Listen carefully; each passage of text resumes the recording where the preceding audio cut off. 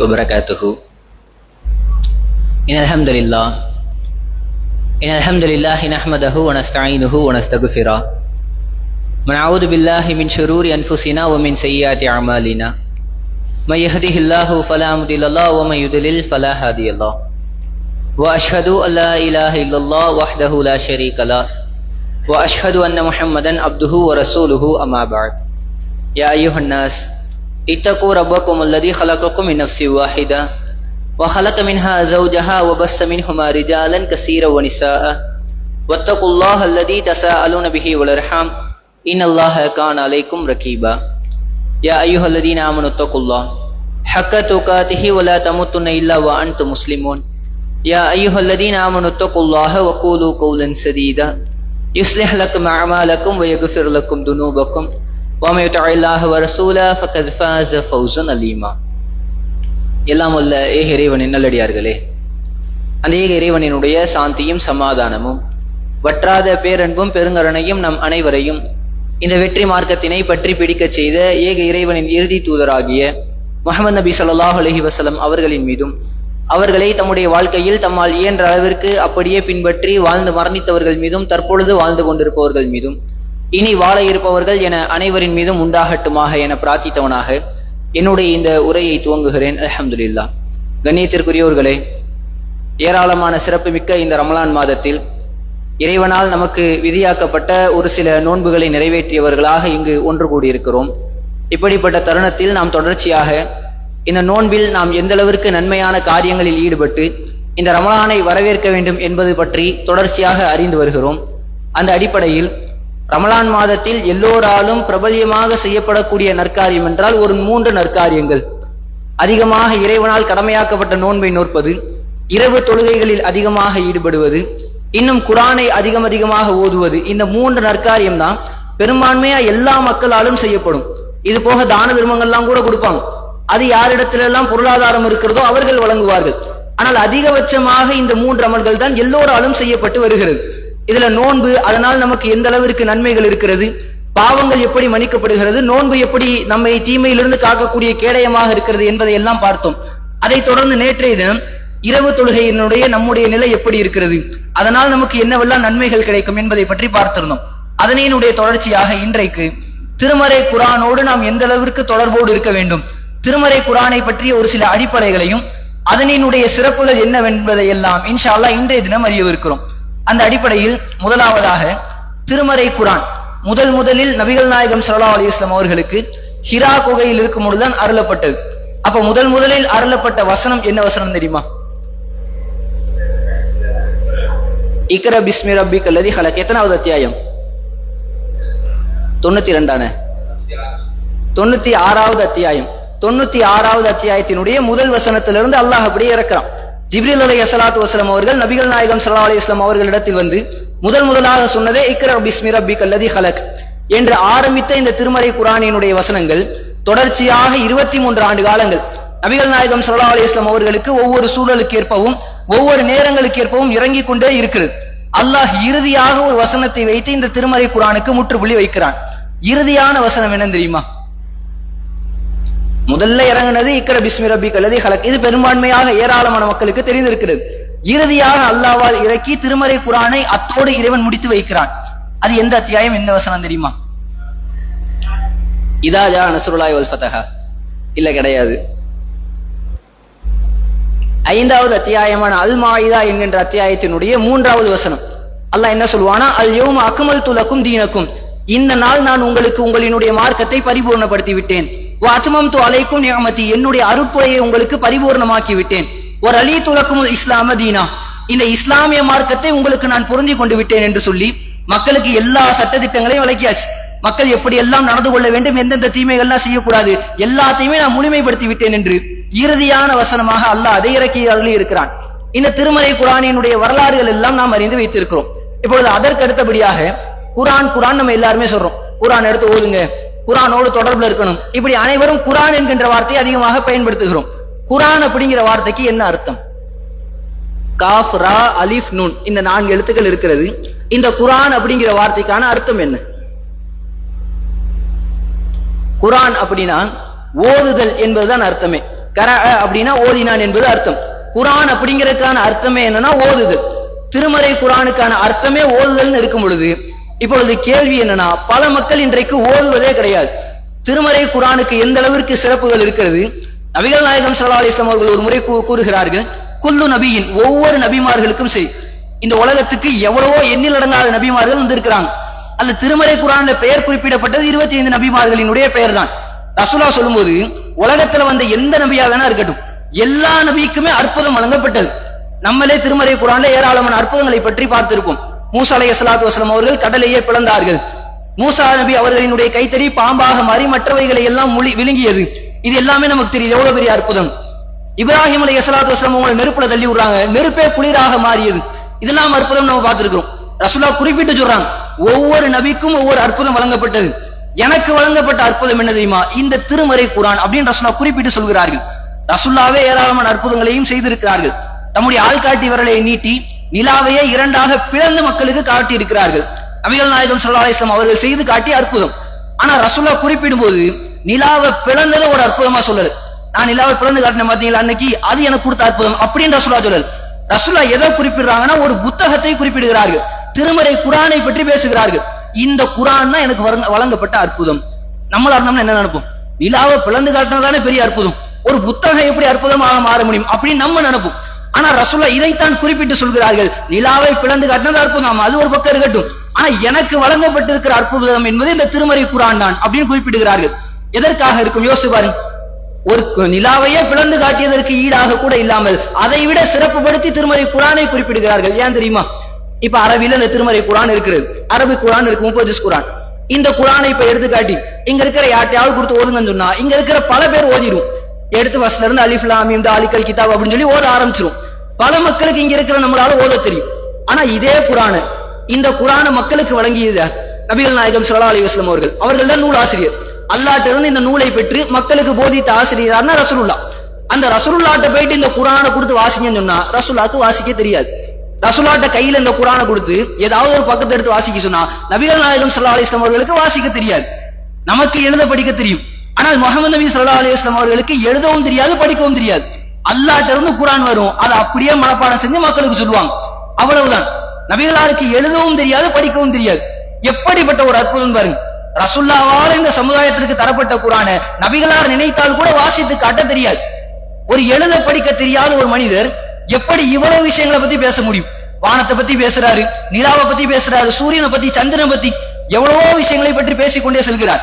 இன்னும் நடக்க இருக்கக்கூடிய ஏராளமான முன்னறிவிப்புகளை பற்றி இந்த திருமறை குரான் பேசுது. இது எல்லாத்தையுமே சொன்னது யாருன்னா, எழுத படிக்க தெரியாத ஒரு மனிதர். யாராவது நம்புவோமா? இப்ப ஒருத்தருக்கு எழுதவும் தெரியல, படிக்கவும் தெரியல, அவர் மிகப்பெரிய இலக்கணத்தில் தேர்ச்சி பெற்ற ஒரு நூல். உண்மையிலேயே இன்றைக்கு இருக்கிற மற்ற மொழிகள்லாம் இலக்கணத்தை வச்சு அவங்க ஏதாவது ஒரு நூல் ஏற்றுவார்கள். ஆனால் திருமறை குரானுக்கு இருக்கிற தனி சிறப்பே, திருமறை குரானை வைத்து இலக்கணத்தை உண்டாக்கினார்கள். அரபுக்கு இலக்கணம்னா திருமறை குரான்ல இருந்தா எடுக்கணும். இலக்கணத்தில் தலை சிறந்த ஒரு நூல்னா திருமறை குரானை தடி வேற எதையுமே காட்ட முடியாது அரபு கிதாபுகள்ல. அந்த அளவிற்கு ஒரு மிகப்பெரிய சிறந்த ஒரு நூலை ஒரு எழுத படிக்க தெரியாத ஒரு நபர் கொண்டு வந்திருக்கிறார்னா இது எவ்வளவு பெரிய ஒரு அற்புதம். இதை தாண்டி நம்மளை வியக்க வைக்கிறது என்ன தெரியுமா? திருமறை குரானினுடைய பாதுகாப்பு. இப்ப உதாரணத்துக்கு நம்ம ஒரு புக் எழுதுறோம், இந்த புக்கை நம்ம எப்படி எல்லாம் பாதுகாக்க முடியும்? நம்ம புக்கை எழுதி வைக்கிறோம்னா, இல்ல பேப்பர்ல இருந்தோம்னா நாளடைவுல காணாம போயிடும், கிழிஞ்சு கூட போயிடும். அதனால இதை நம்ம பத்திரப்படுத்த என்ன சொல்லுவோம்னா, ஒரு ஃபைலா மாத்துவோம், ஒரு சாஃப்ட்வேரை மாத்தி நம்முடைய ஹார்ட் டிஸ்க்லயோ அது நம்ம ஒரு ஃபைலா இல்ல ஜிமெயிலோ எதுலயோ ஒண்ணுல போட்டு வைப்போம். அப்பதான் இது கொஞ்சம் பாதுகாப்பா இருக்கும் அப்படின்னு நம்ம நினைப்போம். அல்லாஹ் எங்க தெரியுமா பாதுகாப்பு வைக்கிறான்? திருமறை குரானினுடைய பாதுகாப்பை பத்தி அல்லாஹ் பேசுகிறான். ஃபீ சுதூரில் லதீன ஊத்துல் இல்ம், அறிவு வழங்கப்பட்டவர்களினுடைய, கல்வி ஞானம் வழங்கப்பட்டவர்களினுடைய உள்ளத்தில் அல்லாஹ் பாதுகாத்து வைத்திருக்கிறான். யோசி பாருங்க, உள்ளத்தில் அல்லாஹ் கொண்டு போய் ஒரு லாக்கர் வச்சிருக்கான், அதுக்குள்ள இருக்கு திருமறை குரானினுடைய சேஃப்டி. யாரு நினைச்சாலும் எதுவுமே செஞ்சிட முடியாது. அப்படிப்பட்ட ஒரு பாதுகாப்பு திருமறை குரானுக்கு வழங்கப்பட்டிருக்கு. உலகத்தினுடைய நியதி என்ன தெரியுமா? எழுதி வைக்கிறது தான் பாதுகாப்புன்னு நினைப்போம். இப்ப நம்ம ஒரு கம்ப்ளைண்ட்னு சொல்லி ஸ்டேஷனுக்கே போனா கூட முதல்ல எஃப்ஐஆர் நீங்க ரெடி பண்ணுங்க, அது முதல்ல ஒரு டாக்குமெண்டா மாத்துங்க, ஒரு எழுத்து படிவத்துக்கு கொண்டு வாங்கன்னு கேட்பாங்க. அல்லாவே சொல்லும் போது நீங்க கடன் கொடுக்குறீங்களா, அதை எழுதி வச்சுக்கோங்க. எல்லாவற்றுக்குமான யதார்த்தம் என்னன்னா எழுதி வைத்தால் தான் பாதுகாப்புன்னு நினைப்போம். அல்லாஹ் அந்த யதார்த்தத்தை உடைக்கிறான். திருமறை குரானுக்கான பாதுகாப்பு எங்க தெரியுமா? உள்ளத்தில் இருக்கிறது. இப்ப நாளைக்கு என்ன செய்யறாங்கன்னா, உலகத்துல இருக்கிற எல்லா குரானையும் எடுத்து எல்லா குரானினுடைய பிரதியை எடுத்து எரிச்சுட்டாங்க, ஏதோ ஒன்று பண்ணிட்டாங்க. உலகத்துல ஒரு குரானினுடைய துண்டு பேப்பர் கூட கிடையாது. குரான் உலகத்தை விட்டு தூக்கிடலாமா, இல்லாம போயிருமான்னு கேட்டா கிடையாது. அடுத்த ஒரு சில மணி நேரங்கள் போதும் எத்தனையோ ஹாஃபில்கள் தங்களினுடைய உள்ளங்களில் இதே திருமறை குரானை அச்சு பெசராமல் அவர்கள் மரணம் விட்டு வைத்திருக்கிறார்கள். அந்த ஹாஃபில்களின் மூலமாக ஒரு சில மணி நேரங்கள் உடனே இந்த திருமறை குரானுக்கு மறுபிறப்பு கிடைத்துவிடும். அப்படிப்பட்ட பாதுகாப்பை அல்லாஹ் வைத்திருக்கிறான். அந்த பாதுகாப்பை பல இடங்கள்ல நம்மால பார்க்க முடியும். இப்ப திருமறை குரான் எடுத்து ஓதணும்னா ஏராளமான அத்தியாயங்களினுடைய ஆரம்பத்தில் எப்படி தெரியுமா இருக்கும், அலிஃப் லாம் மீம் இப்படின்னு ஒரு சில எழுத்துக்கள் இருக்கும். ஒரு சில இடங்கள்ல நூன் அப்படின்னு ஒரே ஒரு எழுத்து இருக்கும். மரியம் அப்படிங்கிற அத்தியாயத்தை எடுத்து பார்த்தோம்னா காஃப் ஹா யா ஐன் சாத் இப்படின்னு இருக்கும். இந்த எழுத்துக்கெல்லாம் எந்த அர்த்தமே கிடையாது. யோசிச்சு பாருங்க, ஒரு மிகப்பெரிய அற்புதம் அல்லாஹ்வால உலகத்திற்கு வழங்கப்பட்ட ஒரு மிகப்பெரிய ஒரு வேதம். அந்த வேதத்துல அல்லாஹ் எதுக்கு அர்த்தமே இல்லாத எழுத்துக்களை சொல்லணும்? ஒரு அத்தியாயத்தை ஆரம்பிக்கும் போது அலிஃப் லாம் மீம்னு சொல்றதுனால என்ன கருத்து இருக்க போகுது? ஒரே ஒரு நூன் என்ற எழுத்தை வச்சு ஆரம்பிக்கிறதுனால என்ன அர்த்தம் இருக்கு? இதற்கான விளக்கத்தை பற்றி குறிப்பிடுகிறார்கள். இதுக்கான விளக்கம் என்ன தெரியுமா? நபிகள் நாயகம் ஸல்லல்லாஹு அலைஹி வஸல்லம் அவர்கள் 1400 வருடங்களுக்கு முன்பாக எப்படி இந்த திருமறை குரானை மக்கள்கிட்ட கொடுத்தாங்களோ அதே மாதிரி இப்ப வரைக்கும் இருக்குங்கிறதுக்கு இது ஒரு சான்று. ரசூல் அல்பக்கராவை ஆரம்பிக்கும் போது அலிஃப் லாம் மீம்னு சொல்லி ஆரம்பிச்சாங்க. அதே போன்று அச்சு பெசராம யாருமே ஒரு எழுத்தை கூட மாத்திரல. அந்த எழுத்துக்கள் எப்படி அந்த காலத்துல ரசூலுல்லாஹ்வால சொல்லப்பட்டதோ அதே போன்று வாழையடி வாழையாக இப்பொழுது வரைக்கும் வந்து கொண்டிருக்கிறது. இப்பொழுது வரைக்கும் அதே போன்று எந்த விதமான திருத்தமும் இல்லாமல் யாரினுடைய கையாளலும் உள்ள வந்து விடவே கிடையாது. அல்லாஹ் எப்படி இறக்கி அருளினானோ அதே மாதிரி ஒரு எழுத்து கூட மாறாமல் இருக்கிறது. இன்னும் எந்த அளவுக்குனா எழுத்து வடிவத்தின் மூலமாக பாதுகாக்கப்படுவதை விட மரணத்தின் மூலமாக பாதுகாக்கப்பட்டுச்சு அப்படிங்கிற ஒரு ஆதாரம். அல்லாஹ் நூஹ் அலைஹிஸ்ஸலாத்து வஸலாம் அவர்களினுடைய கப்பலை பத்தி ஒரு வசனத்துல பேசுவோம். அந்த கப்பலை பத்தி பேசும் பொழுது காலர்கபு ஃபீஹா பிஸ்மில்லாஹி மஜ்ரேஹா வ முர்சாஹா இப்படின்னு அல்லாஹ் பேசுவான். இறைவனினுடைய பெயரை கொண்டு அந்த கப்பல் பயணித்தது அப்படிங்கிற மாதிரி அல்லாஹ் பேசும்போது இதை எப்படி எல்லாரும் ஓதுவாங்கன்னா காலர்கபு ஃபீஹா பிஸ்மில்லாஹி மஜ்ரேஹா அப்படின்னு ஓதுவாங்க. உண்மையிலேயே இன்னைக்கு யாராவது ஒருத்தவங்க அரபுல ரே அப்படிங்கிற எழுத்து எழுதுங்க, ரேங்கிற எழுத்து யாராலுமே எழுத முடியாது. ஏன்னா அரபுல அப்படி ஒரு உச்சரிப்பே கிடையாது. ஒன்னு ரா இருக்கும், ரீ இருக்கும், ரூ இருக்கும். இவ்வளவுதான் அரபுல இருக்கக்கூடிய உச்சரிப்பு. ஆனால் இந்த ஒரு வசனத்தை குறிப்பிட்ட இந்த வசனத்தை ரசூலுல்லாஹ்வினுடைய காலத்துல இருந்து இப்ப வரைக்கும் எல்லாருமே மஜ்ரேஹான்னு தான் ஓதிட்டு இருக்காங்க. குர்ஆன்ல நம்ம எடுத்து பார்த்தோம்னா ஒன்னு மஜ்ராஹான் இருக்கும், இல்லாட்டி மஜ்ரீஹான் எழுதிருக்கும். அதை எழுத கூட முடியாது. ஆனா மரணத்தின் வாயிலாக பாதுகாக்கப்பட்டு ஒவ்வொரு தலைமுறைக்கும் கடத்தப்பட்டு இப்பொழுது வரைக்கும் யார் ஓதுனாலும் சரி, எந்த காரி ஓதுனாலும் சரி, ஓதும் போது மஜ்ரேஹா என்றுதான் ஓதிக்கொண்டே வருவார்கள். இந்த அளவுக்கு அல்லாஹ் பாதுகாப்போடு வைத்து இந்த திருமறை குர்ஆனை கொடுத்திருக்கிறான். ஆனால் யோசித்து பாருங்கள், இந்த திருமறை குர்ஆனோடு நம்முடைய நிலை எப்படி இருக்கிறது? திருமறை குர்ஆனை எப்ப எடுத்திருக்கும்? ரமலான் மாதம் வந்தால் மட்டும்தான் பல மக்கள் இந்த திருமறை குர்ஆனோடு தொடர்பில் இருக்கிறார்கள். அதுலயும் பல மக்கள் இருப்பது கிடையாது. மிகப்பெரிய நன்மைகள் இந்த திருமறை குர்ஆனின் வாயிலாக சொல்லப்பட்டிருக்கிறது.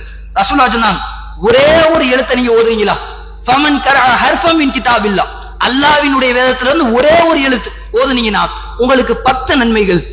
10 நன்மை யோசிச்சு பாருங்க. ஒரே ஒரு எழுத்தை ஓதுனா 10 நன்மை. ஒரு பக்கத்துக்கு எத்தனை எழுத்து இருக்கும்? அத்தனை எழுத்துக்கும் 10 நன்மைனா ஒரு நாளைக்கே பல லட்சம் நன்மைகளை நம்மால் சம்பாதிக்க முடியும். ரசூலுல்லாஹ் இதை சொல்லி சொல்றாங்க, அலிஃப் லாம் மீம் லா அகூலு அலிஃப் லாம் மீன் ஹர்ஃபும். அலிஃப் லாம் மீம்னு இருக்கு, இது ஒரு எழுத்து கிடையாதுப்பா. இந்த 3 ஓதுனீங்கன்னா உங்களுக்கு ஒரு நன்மை கிடையாது, 10 நன்மை கிடையாது. அலிஃபுன் ஹர்ஃபுன், அலிஃபுக்கு 10 நன்மை. லாமுன் ஹர்ஃபுன், லாமுக்கு 10 நன்மை. மீமுன் ஹர்ஃபுன், மீமுக்கு 10 நன்மை. இந்த அளவுக்கு ஒரு நன்மையினுடைய களஞ்சியமாக திருமறை குர்ஆன் இருக்கிறது. எத்தனை பேர் ஓதிக்கொண்டிருக்கிறோம் யோசித்து பாருங்க. இன்னும் பல பேரினுடைய நிலைமை எப்படி இருக்குன்னா, திருமறை குர்ஆனை ஓதவே தெரியாதவர்களாக பல மக்கள் இருக்கிறார்கள். அரபியே கத்துக்கல, சின்ன வயசுல இருந்து அரபி பக்கத்துல போனதே இல்லை, மதரசாக்கே போகல, அதை நம்ம கத்துக்க வேண்டிய முயற்சிகள் கூட எடுக்காமல் பல மக்கள் இருக்கிறார்கள். திருமறை குர்ஆனை வாசிக்க தெரியாதவர்களினுடைய நிலைமை யோசித்து பாருங்கள். எந்த அளவிற்கு ஒரு மோசமான ஒரு நிலைமையில நாம் இருந்து கொண்டிருக்கிறோம். இதே இப்ப உலகத்திற்கு ஒரு மொழி அவசியமாக தேவைப்படுகிறது. நம்முடைய பையன் வந்துட்டு இங்கிலீஷ் மீடியத்துல படிச்சாதான் நல்ல மார்க் எடுப்பான், அதனால சிபிஎஸ்சில கொண்டு போய் சேர்த்து விடுவோம். இல்ல ஐசிஎஸ்சி சிலபஸ் இருக்கு, அதுல போய் சேர்த்து விடுவோம். அதுல போய் சேரணும்னா இங்கிலீஷ் நல்லா படிக்கணும். ஸ்கூலுக்கு போயிட்டு வந்தது போக நீ ஸ்போக்கன் இங்கிலீஷ் கிளாஸுக்கு போ, அங்க போய் இங்கிலீஷை கத்துக்க, இங்கிலீஷினுடைய கிராமரை கத்துக்க. அப்பதான் நாளை பின்ன நீ நல்லா மார்க் எடுக்க முடியும், நல்ல இடத்துல வேலைக்கு போக முடியும், நல்லா ஃப்ளூயண்டா இங்கிலீஷ் பேச முடியும். உலகத்துல ஒரு வேலை வேணும், உலகத்துல ஒரு ஜாப் வேணும் அப்படிங்கறக்காக இங்கிலீஷ் மொழியை நம்முடைய பிள்ளைகளுக்கு நாம் திணித்துக் கொண்டிருக்கிறோம். கொடுக்கலாம், பிரச்சனை கிடையாது. ஒரு உலக ஆதாயத்திற்காக ஒரு மொழியை கற்றுக் கொடுப்பதில் ஆர்வம் காட்டக்கூடிய நாம் எத்தனை மக்கள் அரபு மொழியை கற்றுவதற்கு ஆர்வம் காட்டிக் கொண்டு இருக்கிறோம். நம்ம புள்ள இங்கிலீஷ்ல ஒரு போயம் சொல்லிட்டா நம்ம மிகப்பெரிய பெருமையா நினைக்கிறோம். பரவாயில்ல, என் புள்ள எப்படி இங்கிலீஷ் பேசுவார் அப்படின்னு சந்தோஷப்படுறோம். அதே பிள்ளைய சூரா சொல்ல சொல்லுமா? பல மக்களினுடைய நன்மை இன்றைக்கும் கூட திருமறை குர்ஆனை ஓதாதவர்களாக இருக்கிறார்கள். வெளிநாட்டுக்கு போகணுமா ஹிந்தி கத்துக்கணும், இல்ல அரபு கத்துக்கணும், அதை கத்துக்கொள்வதற்கு தயாராக இருக்கிறார்கள். ஆனால் திருமறை குர்ஆனை ஓதுவதற்கு எத்தனை மக்கள் முயற்சித்துக் கொண்டு இருக்கிறோம். ரசூலுல்லாஹ் சொன்னாங்க, ஃபக்ரஉல் குர்ஆன், குர்ஆனை ஓதுங்கள், ஃபஇன்னஹு யாதி யௌமல் கியாமத்தி ஷஃபீஅன் லிஅஸ்ஹாபிஹி. இந்த திருமறை குர்ஆன் நாளைக்கு மறுமையில் உங்களுக்காக வேண்டி பரிந்துரை செய்வதற்காக வேண்டி வரும். நாளைக்கு மறுமையில ஒட்டுமொத்த மக்கள் நின்று கொண்டிருப்போம். ஆதம் நபியிலிருந்து இறுதி மனிதர் வரைக்கும் எல்லாரும் ஒரே திடல்ல இருப்போம். எல்லாருமே எதிர்பார்க்கிறது என்ன தெரியுமா? நமக்காக யாராவது வந்து பேசிட மாட்டாங்களா? இவர் என்னுடைய புள்ள, என்னுடைய பிள்ளைக்கு சொர்க்கத்தை கொடுத்துருங்க, என்னுடைய தந்தை இவரை இப்படியா சொர்க்கத்தை கொடுத்துருங்க அப்படின்னு யாராவது நமக்கு ரெக்கமெண்டேஷன் பண்ண மாட்டாங்களான்னு எல்லாரும் காத்துக்கிட்டு இருப்பாங்க. ஆனா அங்க இருக்கிற நிலைமை என்ன தெரியுமா? ஒருத்தரும் யார் நம்மளை பார்த்தா தெரிச்சு ஓடிக்கிட்டு இருப்பாங்க. நம்முடைய பிள்ளை நம்மளை பார்த்தா அத்தான் நல்லா இருக்கீங்களான்னு கேட்க மாட்டார். ஆஹா இவரை பார்த்தா இவர் நம்ம நன்மையை பிடிக்கிறான்னு சொல்லிட்டு அவர் ஒரு பக்கம் ஓடிக்கிட்டு இருப்பார். அல்லாஹ் தன்னுடைய திருமறையில சொல்றான், இதா ஜாஅத்தி ஸாஹா, இறுதி நேரம் வந்து விட்டால், பெரும் சத்தம் வந்து விட்டால், யௌம யஃபிர்ருல் மர்உ மின் அஹி, ஒவ்வொருவரும் ஒவ்வொரு விட்டும் தெரித்து ஓடுவார்கள். கணவன் மனைவியை விட்டு ஓடுவார்கள், தந்தை பிள்ளையை விட்டு ஓடுவார்கள், தன்னுடைய கணவன் மனைவியை விட்டு ஓடுவார்கள். எல்லாருமே ஓடிக்கிட்டு இருப்பாங்க. எல்லாரும் அவங்கவுங்க நன்மையை பத்திரமா பாதுகாத்துடணும். யாருமே யாருக்குமே பேச முடியாது. வந்து யாருமே ரெக்கமெண்டேஷனே பண்ண மாட்டாங்க. ஒட்டுமொத்த சமுதாயம் ஓடிக்கிட்டே தெரியும் அகதிகளை போன்று. ஆதம் நபிகிட்ட போவாங்க.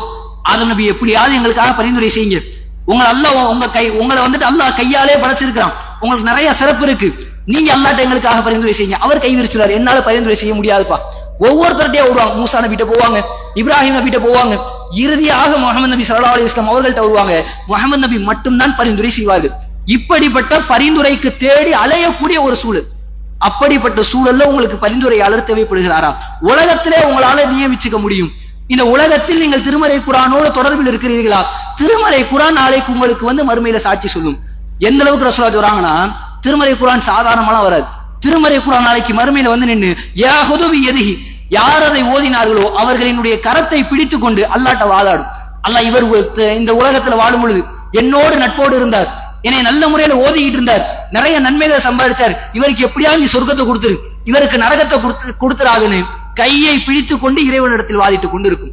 உங்களினுடைய தந்தை செய்யாத காரியம், உங்களினுடைய பிள்ளை செய்யாத காரியம், யாருமே உங்களுக்காக முன்வராத சூழலில் திருமறை குர்ஆன் அந்த இடத்தில் வந்து பேசிக் கொண்டு இருக்கும். அப்படிப்பட்ட பாக்கியத்தை எத்தனை மக்கள் இழந்து கொண்டிருக்கிறோம் யோசித்து பாருங்க. நம்ம எல்லாருக்குமே தெரியும், இப்ப சொன்ன ஹதீஸ்கள் யாருக்குமே புரிவு கிடையாது. அப்படியா திருமறை குர்ஆனை ஒன்னா நாளைக்கு மறுமையில வந்து சாட்சி சொல்லுமா? இதுவரைக்கும் நான் கேள்விப்பட்டதே இல்லையே, புதுசா இருக்கே அப்படின்னு யாராவது சொல்லுவோமா? யாருமே சொல்ல மாட்டோம். எல்லா மக்களுக்குமே இந்த செய்தி தெரிந்திருக்கிறது. ஆனால் எத்தனை மக்கள் திருமறை குர்ஆனை ஓதுவதில் ஆர்வம் காட்டிக் கொண்டிருக்கிறோம்? குறிப்பாக இந்த ரமலான் மாதத்தில் நபிகள் நாயகம் ஸல்லல்லாஹு அலைஹி வஸல்லம் அவர்களுக்கு ஒவ்வொரு வருடமும் நாம் முன்பே கூறியிருந்தோம், ஜிப்ரீல் அலைஹிஸ்ஸலாத்து வஸலாம் அவர்கள் வந்து இந்த திருமறை குர்ஆனை மறுபதிவு செய்து விட்டு போவார்கள்.